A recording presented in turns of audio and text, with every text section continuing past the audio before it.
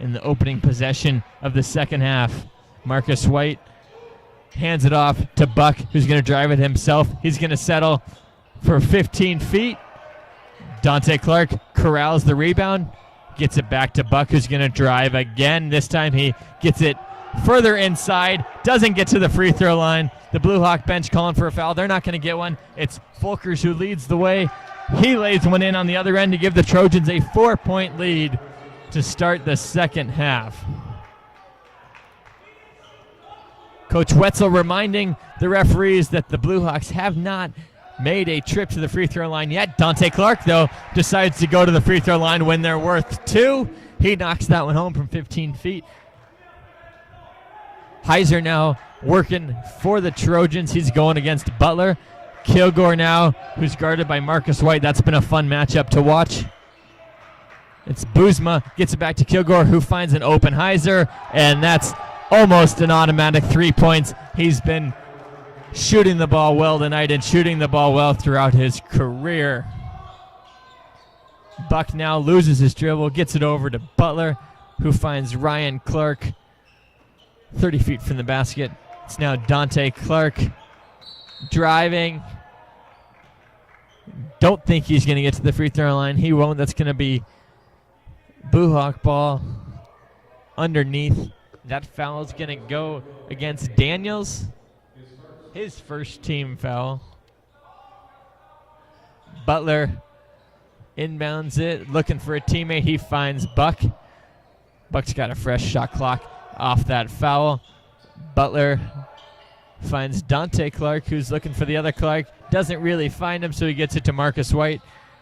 Marcus working on Kilgore, takes one dribble, pulls a deep 2,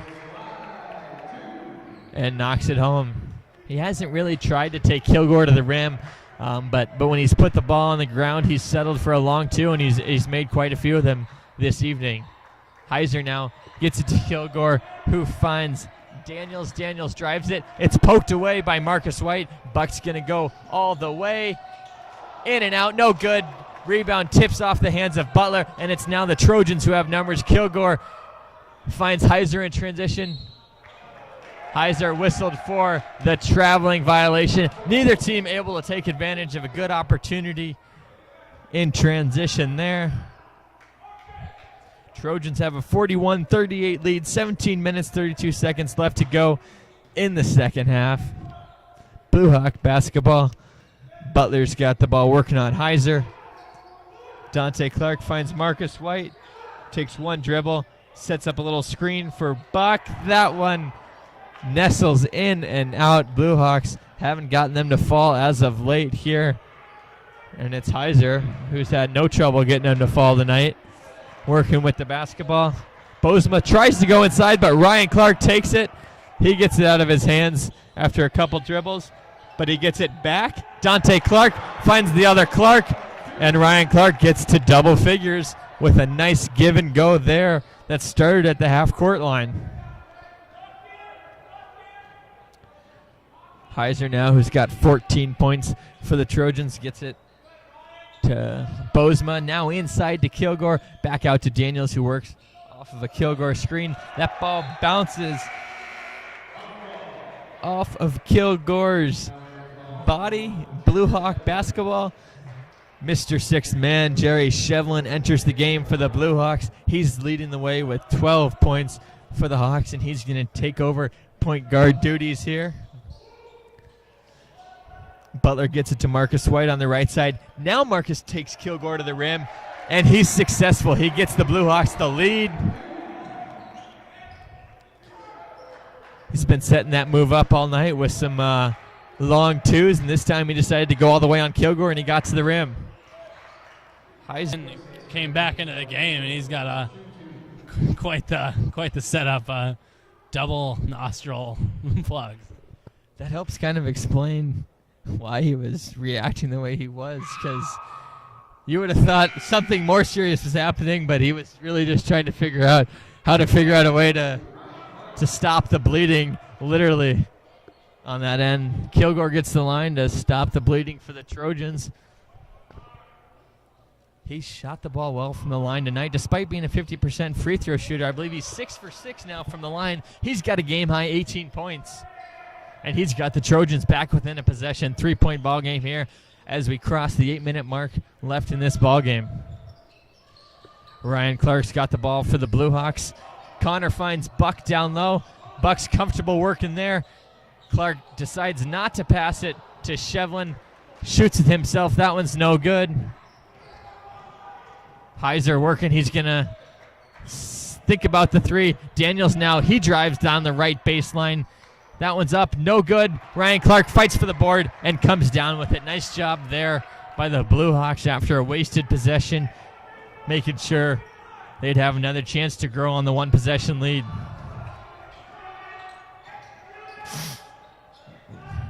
A little bit of a lazy pass there. A fabulous pass by Connor. Gets it to Ryan Clark, who lays it in.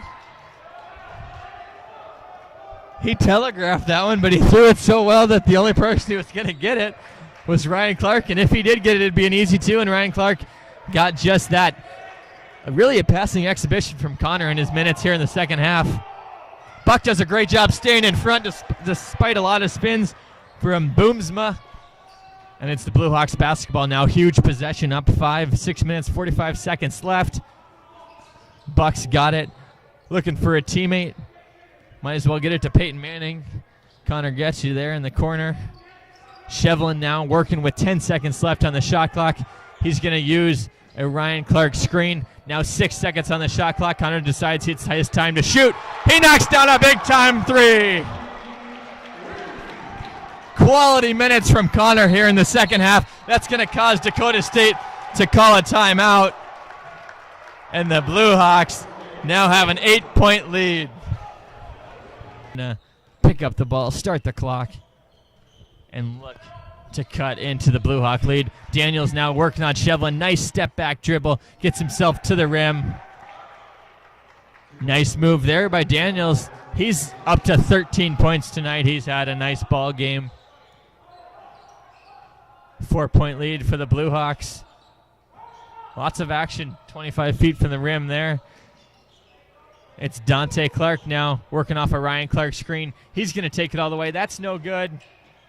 Dante Clark does a great job to get the ball to Butler, who knocks down a big-time three-pointer for the Blue Hawks. Dante Clark did not give up on that play. She puts it on the ground. She's going to take it all the way herself. That one's up and no good. It's going to be another foul on Collins.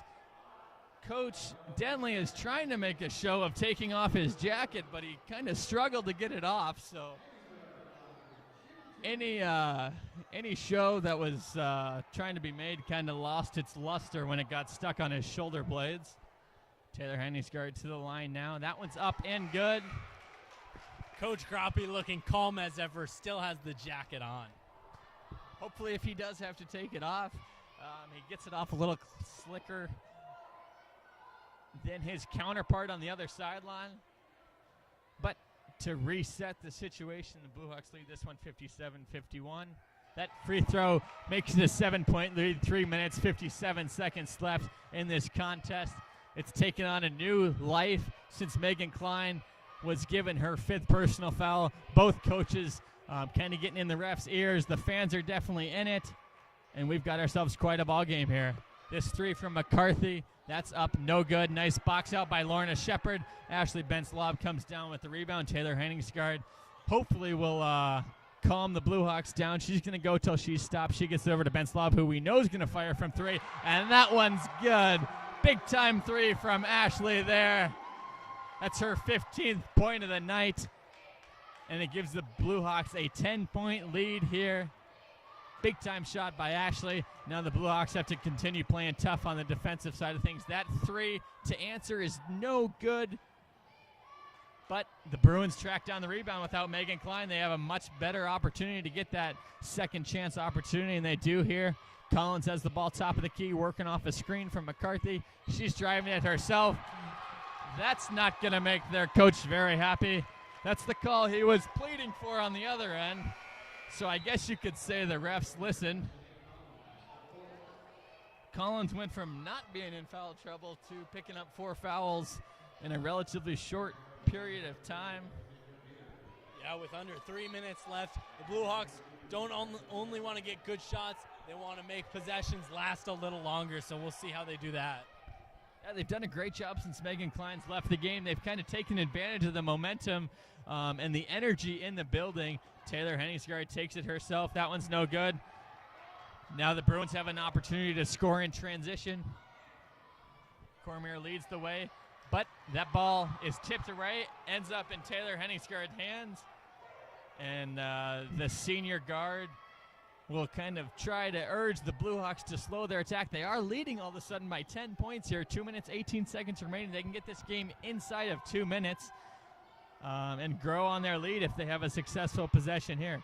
10 seconds on the shot clock. It's Michaela Feeney on the right side. She's looking to drive. She does drive. Left-handed layup is up and good. Great circus shot by the Bismarck native, Feeney.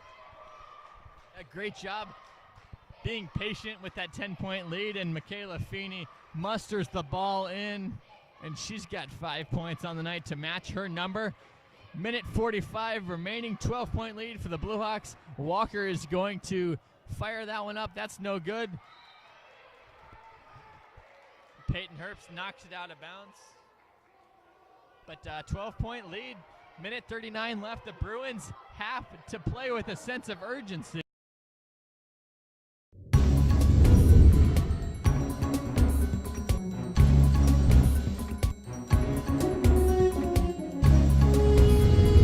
Welcome back to another week of Hawk Talk. It was an exciting weekend for Dickinson State University. Great time to be a Blue Hawk. We'll quickly recap what we had in store. Last week we were joined by Coach Schroyer. Coach Schroyer and his squads both won North Star Conference Championships at Hart River Golf Course, and Coach Schroyer was named the Coach of the Year in men's and women's cross country for the second year in a row, sweeping those honors for the team and for Coach. Then it was the football team taking care of business in Mayville State, followed by the volleyball team beating Mayville State in Scott Gymnasium. Then the men's and women's basketball team took care of Montana Tech, a Frontier Conference opponent. So Coach, before we get into last weekend for you, we didn't have a chance to meet with you since the trip to Spearfish, so I know that's a long ways back in the mind of a coach, but can you just quickly recap kind of what you took away from that trip down to Spearfish? Well, they were a good team. We knew Black Hills would be a good team. I think they jumped off and had a good start, a 14-0 start. I thought we battled back well. I think 14-7. I think a key place was right before the half. We had the ball and got a costly penalty and gave them the ball back with a few seconds left in the half. And instead of being a 14-7 game, it's a 21-7 game. And then they score the first play of the second half. And I think those were kind of the key points that right before the half and right after the half. And then, to our credit, our guys' credit, they really did a good job of battling back, got it to a 30-20 game, and had a couple more chances to score through an interception in the end zone. So we battled back well, and we knew they were a good team, and it also showed us, things, hey, we need to work on and get better at. Sure. Now that was a 7-game winning streak, I believe, prior to that, maybe 8.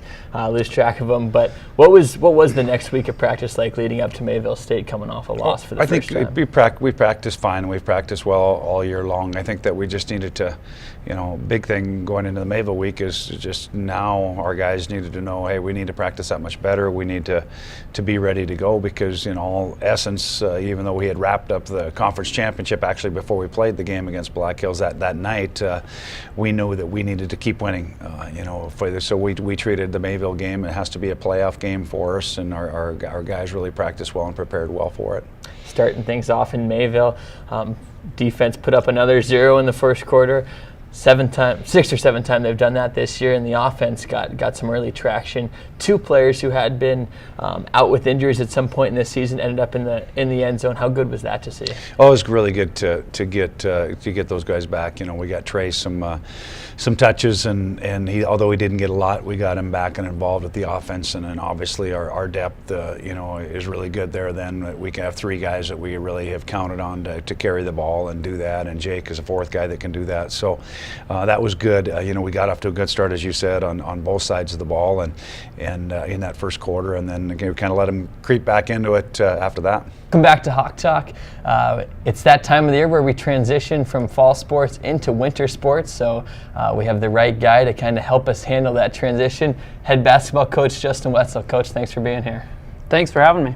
Now, before we get into a successful weekend for you, before we get into that, lots of new faces on the team. Can you kind of talk about the composition of the program and where we're at with new faces and kind of how they're meshing so far early in the year? Well, before we get into basketball, I would just like to say you've done a tremendous job with this. I feel like a proud father. I was a co-creator way back in 2014. This is true. Seems like there's my soapbox for the day, but you've done a heck of a job with this. I feel, like I said, like a proud father. You know what I mean? It's we're glad the Wright brothers, and then you just Howard Hughes the heck out of this thing. We're glad to take it to the next answer your level. question, a lot of new faces, obviously, and in any sport, that would be a challenge. But I've said it in other interviews. Basketball is such a chemistry sport, and we experience some of that learning curve early on, and we're going to continue experiencing it. But the thing we've talked about is just battling through that learning curve with effort, and we've managed to do that recently. So I'll be very honest, it's been a struggle. It's been a struggle for them. It's been a struggle for us. But we knew that coming in with that many new faces. We knew it was going to be a tremendous learning curve. Welcome to the DSU Heritage Foundation Blue Feather Athletic Association Hawk Talk Phone-a-thon. Folks, what we're doing tonight, we have 15 phones over in the conference room here at Consolidated in Dickinson, North Dakota. We have student athletes calling, different friends, family, and folks associated with Dickinson State University looking to raise a little bit of extra funds for student scholarships, different things those athletic programs can do. And what I'm going to be doing in here with my co-host over, Parker Robinson, who's over in the call center, we're going to give you a bunch of different storylines, kind of highlight different things we do with those scholarship monies. First off, we're going to have the Legends Lounge, where we're going to have Laverne Jessen and Coach B joining with us. But first, before we get into that, we're going to take it over to the call center, just give you guys an idea of what those students are doing in there, and help you understand what we're doing here with the Hawk Talk Phone-a-thon. Hey, Parker, you're on. Hey everybody, we're here in the call center. A lot of student athletes in here doing good work, calling on behalf of the Blue Feather Athletic Association. So we'll get to know some of the students this evening, but for now, we'll send it back to you in the studio. Thank you. You're on. Alrighty, like I said, the Legends Lounge, our first guest tonight is going to be Laverne Jessen. Coach, just take us through what you've done the past the majority of your life that has had to do with Dickinson State University. Well, I've been here a long while. We know that. That's why you're a legend. I came here in 1963 and served as basketball coach for a few years. And Both teams enter this contest 6-8 in the North Star Conference, tied for 4th place. The reason that's so important is the top 4 seeds are going to host next week the first round of the conference volleyball tournament.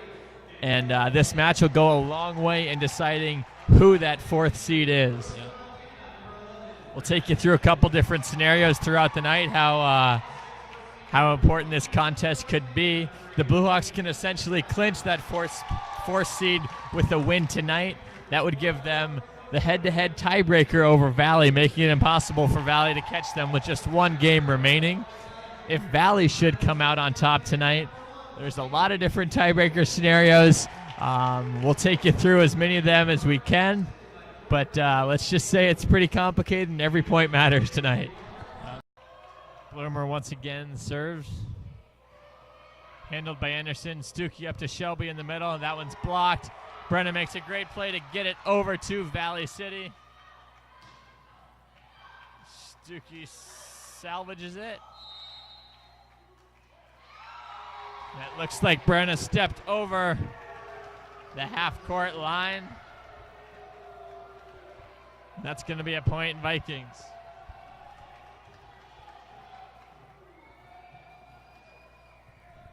Without those service errors from the Vikings, this could be looking like a very different game. But still, only 4 points are the Hawks behind. Right on cue. Bloomer sends one into the net. Despite having beaten the Vikings twice this season, it's the Vikings that seem to have all the confidence right now. A little bit of a run here could help change things. Hurt serves it for the Hawks. That one's dug nicely by Singleton. Gets it over to Hanser, who sends one. Nice play to keep it alive by the Blue Hawk defenders. That one finally goes out. The coaches are pleading for a tip.